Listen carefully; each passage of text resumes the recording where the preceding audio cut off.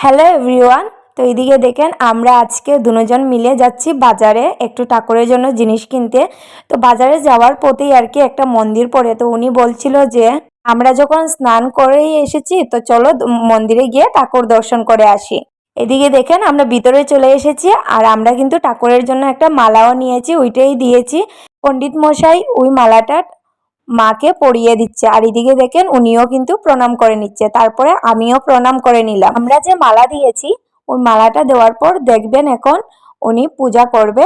আর এদিকে দেখেন আমারও কিন্তু প্রণাম করা হয়ে গেছে, এই যে উনি পূজা করে নিচ্ছে।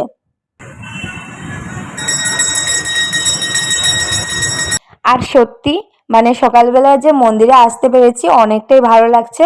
এদিকে কিন্তু মার পূজা উজা করে তারপরে চলে এলাম শিব বাবার দর্শন করতে।